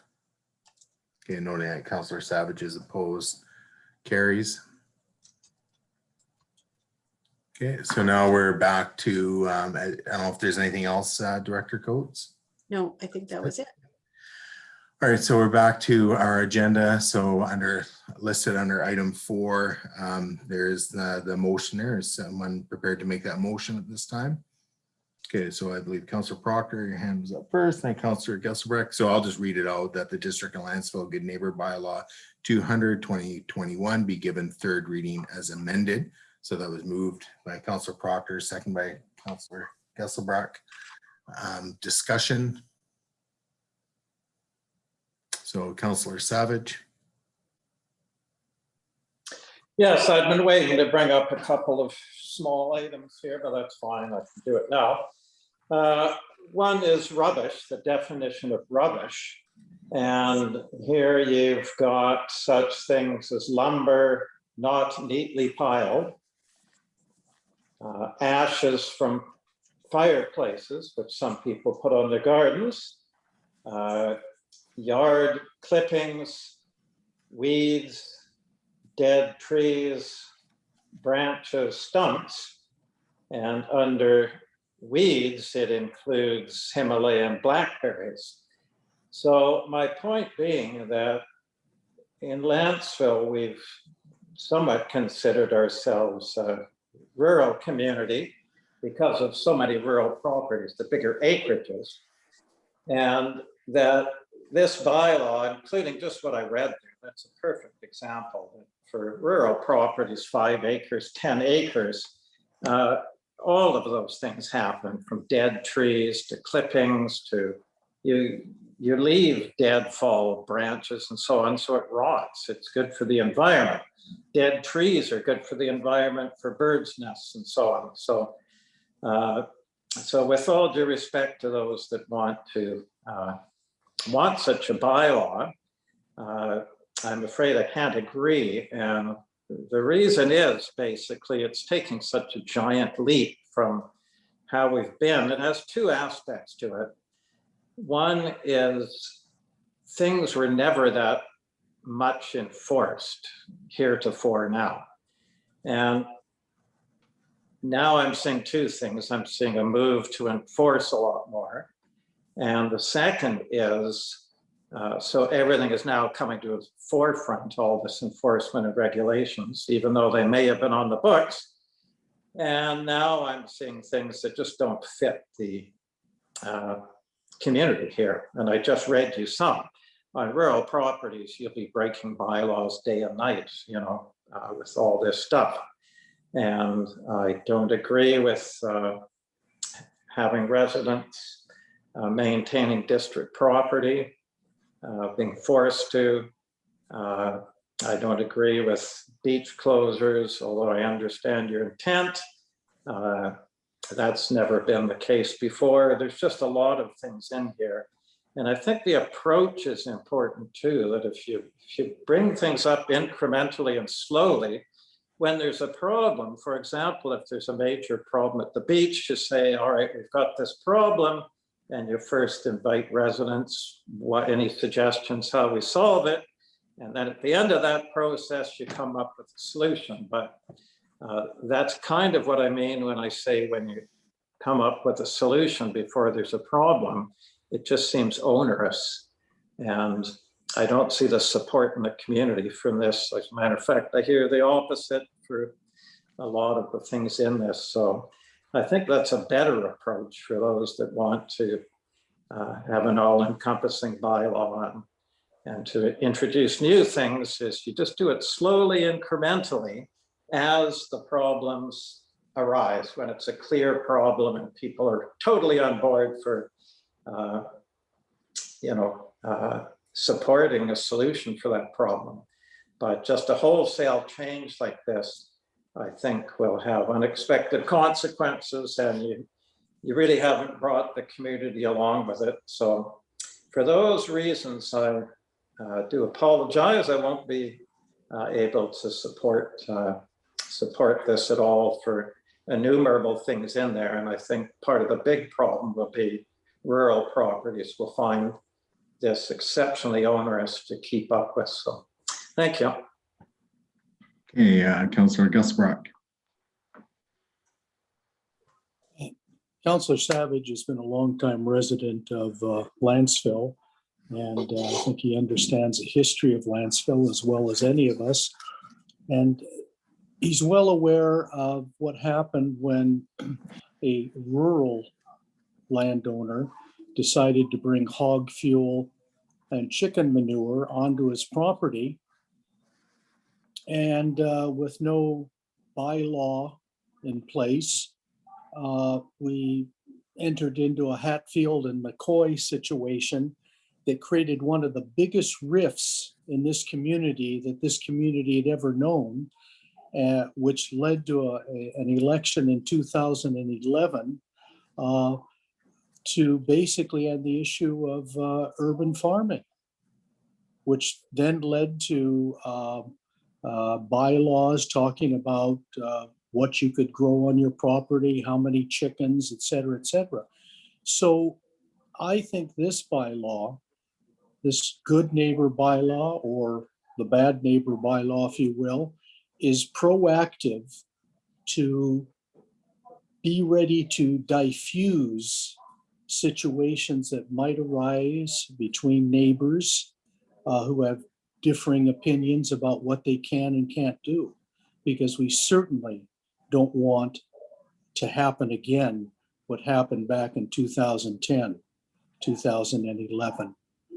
That's left a major scar in this community. People who have large acreages, yeah, if they leave the logs, they leave the leaves to mulch, fine. But for the rest of us who live on smaller lots, if we mulch things, fine, as long as it's not offensive. We need bylaws for that. And I think, as the mayor pointed out, we're not here to collect fees by writing as many bylaw infraction tickets.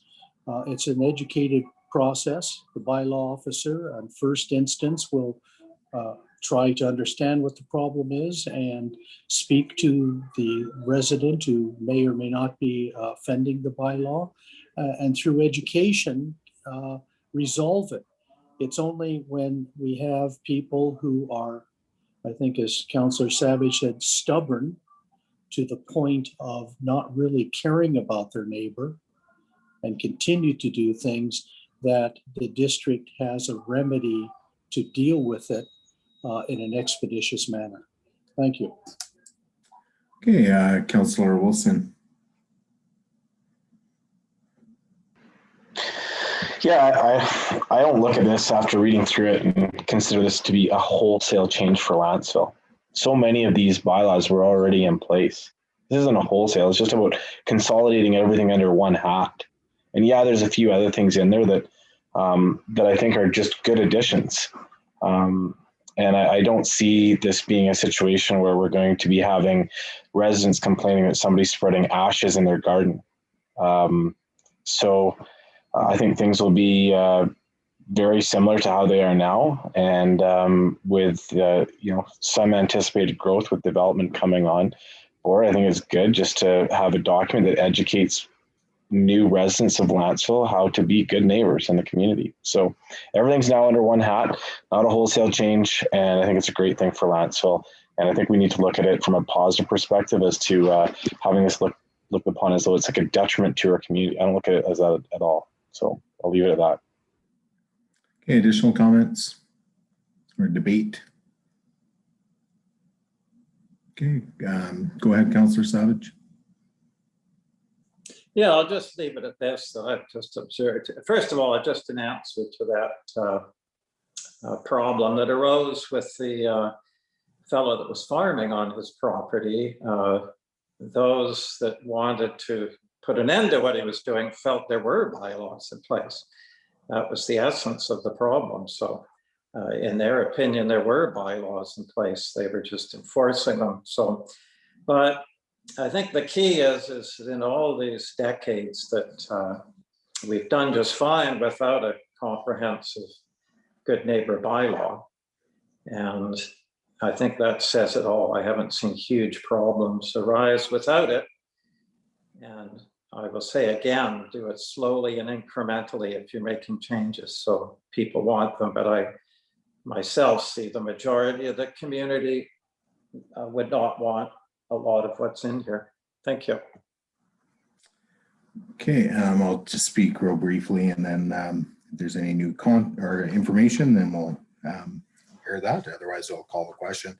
I won't be supporting third reading. I don't like this situation where we move something forward to a potential vote where there's no debate, and the only way we can have debate is by rescinding third reading. I just don't like that approach personally. In terms of the public, they haven't had a chance to look at the final document. They may not even know a final document is coming their way at this point. So I think it would allow for, by not supporting this, it would allow for a little bit more time for the public to basically digest this and provide any,